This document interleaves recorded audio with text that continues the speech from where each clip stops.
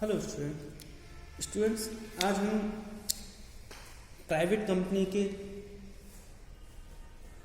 Exemptions और privilege के विषय में डिस्कस करेंगे कि निजी कंपनियों के विशेष अधिकार तथा छूटें क्या क्या हैं और एक सार्वजनिक कंपनी को वह छूटें नहीं मिलती हैं तो वो कौन सी छूटें हैं, और एक निजी कंपनी को जो कहा जाए विशेष अधिकार हैं या कहा जाए एग्जाम्पशन हैं वो कौन कौन से हैं। जैसा कि आप जानते हैं कि प्राइवेट कंपनी और सार्वजनिक कंपनी और एक अधिकार वाली प्राइवेट कंपनी, ये तीन जो कंपनियां हैं वो विशेष रूप से महत्व रखती हैं।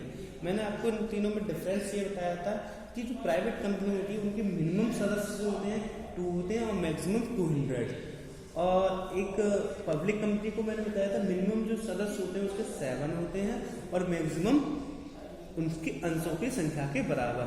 और जो एक अधिकार वाली प्राइवेट कंपनी होती है उसमें जो कंपनी का सदस्य होता है बस एक ही होता है। अब ये जो प्राइवेट कंपनी है वो अपने नाम के आगे प्राइवेट लिमिटेड लगाती है, और सार्वजनिक कंपनी है वह ओनली लिमिटेड सब लगाती है, और जो एक अधिकार वाली कंपनी है वो क्या लगाती है पीस, तो वो लगाती है ओपीसी। ये 3 शब्द लगा सकती है। इस तरीके से हम कह सकते हैं ये तीनों में डिफरेंट है। तो इसमें से जो प्राइवेट कंपनियां हैं उन्हें कुछ छूट मिली हुई है, और ये किस तरीके से छूट हैं वो हम इस पर डिस्कस करेंगे क्या क्या छूटें हैं। क्योंकि सभी निजी और सार्वजनिक कंपनी जो है या एक अधिकार वाली कंपनी जो है वो आज के अकॉर्डिंग 2013 के जो एक्ट आया है, हमारा कंपनी अधिनियम एक्ट आया उसके अकॉर्डिंग बनी हुई है, या उससे पूर्व 1956 में जो कंपनी अधिनियम था उससे बनी हुई है। तो उन छूटों, उन नियमों में, उन एक्टों में निजी कंपनियों को कुछ एग्जाम्शंस या प्रिविलेज दे रखे हैं, वो निम्न प्रकार है। तो सबसे पहला प्रिविलेज है न्यूनतम सदस्यों की संख्या। तो न्यूनतम सदस्यों की संख्या की बात करें तो प्राइवेट कंपनी में जो न्यूनतम सदस्य होते हैं वो जो है न्यूनतम मिनिमम जो सदस्य हैं वो केवल कितने 2, और सार्वजनिक कंपनी में न्यूनतम सदस्यों की संख्या जो होती है वो 7 होती है। ठीक, तो ये हमारी छूट हो गई कि प्राइवेट कंपनियां जो हैं अपने जो सदस्यों को हैं वो केवल 2 रख सकती है, उसे 5 सदस्य ज़्यादा लाने की जरूरत नहीं है। 2 लोग मिलकर एक प्राइवेट कंपनी खोल सकते हैं। ये सेक्शन 3(1) के अकॉर्डिंग है। अब बात करते हैं हम प्रविवरण। प्रविवरण क्या होता है? देखिए, आप जानते हैं जैसे एडवर्टाइजमेंट होता है उसी तरीके से कंपनी प्रविवरण जारी करती है जो जनता के लिए एक आमंत्रण पत्र के टाइप का होता है। वो जिसे कहते हैं कि सार्वजनिक कंपनी क्या करती है अपने अंशों को बेचती है। कहाँ बेचती है? जनता में। परंतु प्राइवेट कंपनी में क्या होता है वो अपने अंश, मान लो उसके पास अंश हैं, कंपनी 2 तरीके की हो सकती है प्राइवेट कंपनी, चाहे वो अंश जारी करे या अंश जारी ना करे। अगर उसने जारी करे हैं तो वो प्रविवरण जारी नहीं कर सकती और नहीं करती है। तो सार्वजनिक कंपनी को प्रविवरण यानी कहा जाए एडवर्टाइजमेंट जारी करने की आवश्यकता होती है, लेकिन प्राइवेट कंपनी को प्रविवरण तैयार करने की या जारी करने की कोई आवश्यकता नहीं है। वह अपने जो 200 सदस्य हैं उन्हें आपस में शेयर डिस्ट्रीब्यूट अपने अकॉर्डिंग कर सकती है। अपने अकॉर्डिंग मतलब जो से जितने शेयर, जितने परसेंट का वो खर्चा दे रहा है उतने परसेंट को उसे शेयर मिल जाएगा। क्लियर? अब बात करते हैं न्यूनतम अवदान। न्यूनतम अवदान राशि होती है। मैं बताऊँ क्या होता है। जब मान लीजिए मैंने एक सार्वजनिक कंपनी और एक प्राइवेट कंपनी है, तो मैं चाहूँगा कि मैं मान लो मेरी एक शेयर की कीमत है 100 रुपये। भाई 2 कंपनियां हैं, एक का नाम है A company limited, private company limited, A private company limited. दूसरी है बी ओनली लिमिटेड, वो है सार्वजनिक कंपनी, बी जो है वो पब्लिक कंपनी है और ए प्राइवेट कंपनी है। ए जो 100 रुपये का शेयर है उसे बेचना चाहती है, वो अपने 200 सदस्यों में बेचेगी। तो वो क्या करेगी, उसे चाहे वो बेचे उसे न्यूनतम अभिदान राशि मिले या ना मिले अपना कंपनी स्टार्ट कर सकती है। परंतु पब्लिक कंपनी में उसे न्यूनतम अभिदान राशि, यानी कि उनमें न्यूनतम अभिदान राशि क्या है, मान लो उसने लगा रखा है कि 100 में से मुझे 50 रुपये मिल जाए, तो 100 रुपये में से 50 रुपये उसने न्यूनतम अभिदान राशि की लगा रखे हैं, तो वो क्या कहलाएगी, न्यूनतम अभिदान।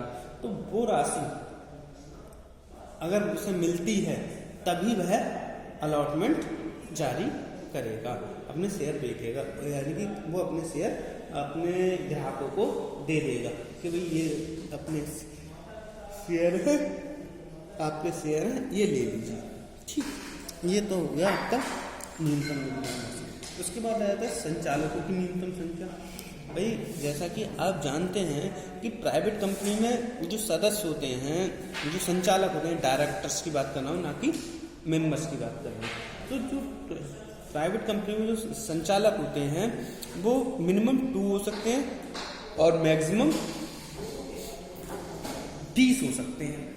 ये बहुत कहा जाए तो इसमें छोटा सा पेज है कि क्या मैं कहूँ तो जो सदस्यों की संख्या है वो 200 है और संचालक जो डायरेक्टर हैं उनके डायरेक्टर जो होते हैं मिनिमम 2 होते हैं और मैक्सिमम कितने हो सकते हैं, 15 हो सकते हैं, मैक्सिमम जो है 15 हो सकते हैं प्राइवेट कंपनी में।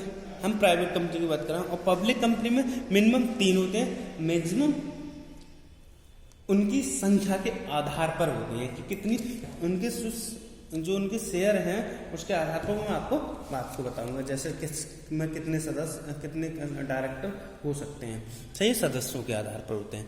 अब बात करते हैं इनकी, ये सदस्य होगा तो मिनिमम सदस्य कितने होते हैं 2 और मैक्सिमम कितने होते हैं 3। मैं एक चीज और बताना चाहूंगा, एक निजी कंपनी है और एक सार्वजनिक कंपनी है। तो निजी कंपनी में जो व्यक्ति सदस्य बनने की योग्यता रखता है तो वह व्यक्ति भी हो सकता है कि जो अधिकतम 20 कंपनियों में संचालक पद पर आधारित करने का इरादा रख सकता है।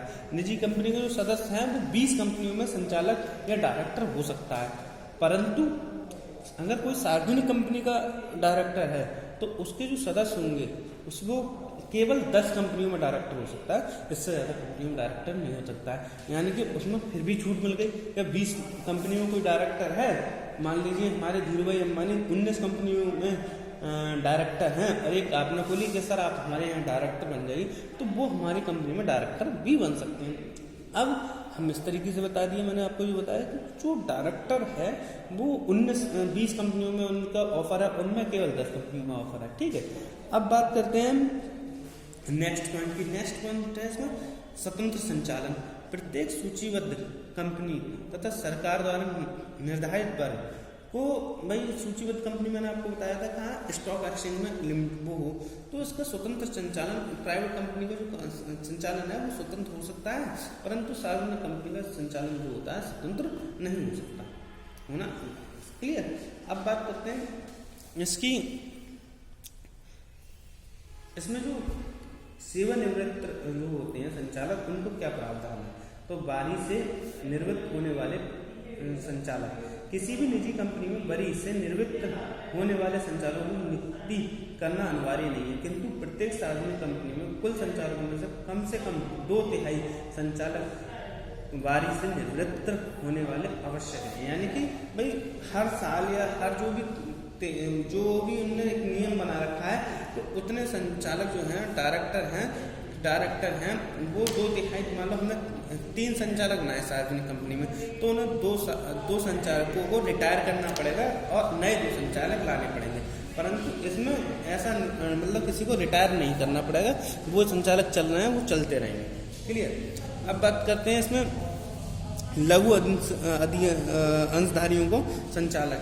तो किसी भी निजी कंपनी में कोई, मान लो किसी के पास शेयर कम है तो वो भी क्या कर सकते हैं, यदि किसी का, मैं एग्जाम्पल की तरह बताता हूँ, यदि कम से कम 1000 लघु अंशधारी अथवा कुल अंशधारियों में से कम 10% वाला भी संचालक नियुक्त हो सकता है। भाई किसी के पास या 1000 अंश हैं या कम से कम 10% शेयर हैं उसके पास, तो वो कंपनी का डायरेक्टर बन सकता है निजी कंपनी में, परंतु उसमें नहीं होगा ऐसे। संचालक पदों की संख्या मतलब बात करते हैं, मुख्य प्रबंधकीय पदाधिकारी।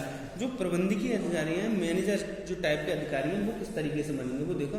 निजी कंपनी में प्रबंधकीय अधिकारी नियुक्त किए जाना अनिवार्य नहीं है। यद्यपि 5 करोड़ से अधिक प्रबंधन वाली कंपनी है तो उसमें सचिव की नियुक्ति की जा सकती है और कर सकते हैं, ठीक है। अब बात करते हैं इसमें प्रबंधकीय पर्सन, यानी कि जो मैनेजर है उसको किस तरीके से हम पेमेंट करेंगे। तो कोई भी स्वतंत्र निजी कंपनी या उसकी सहायक निजी कंपनी अपने शुद्ध लाभ के 11% से अधिक मैनेजर को भुगतान नहीं कर सकती, किंतु सार्वजनिक कंपनी में क्या है 11% से अधिक भी वो भुगतान करना पड़ता है।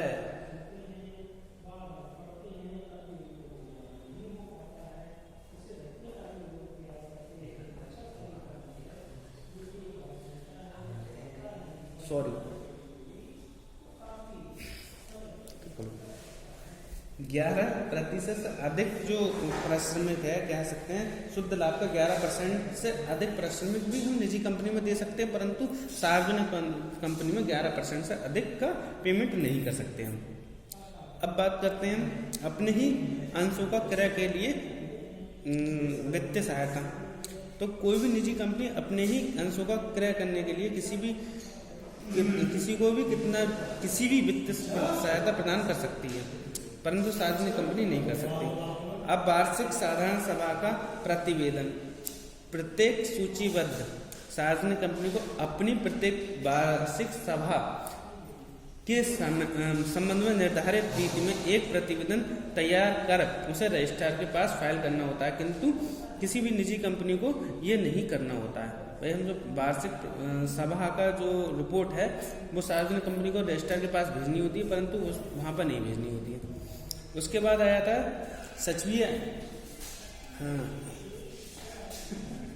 सचिवीय अंकेक्षण, यानी कि ऑडिटिंग। प्रत्येक सूचीबद्ध कंपनी तथा प्रत्येक सार्वजनिक कंपनी जिसकी 50 करोड़ या उससे अधिक प्रदत्त पूंजी है उसका विक्रय जो है 250 करोड़ का या उससे अधिक का है तो उसके संचालक को प्रतिवेदन की रिपोर्ट जो है रजिस्ट्रार के पास भेजनी होती है, परंतु इसमें जो रिपोर्ट है 250 करोड़ से अधिक हो या 50 करोड़ से अधिक हो उसे कोई रिपोर्ट संचालक के पास नहीं भेजनी होती। Thank you very much.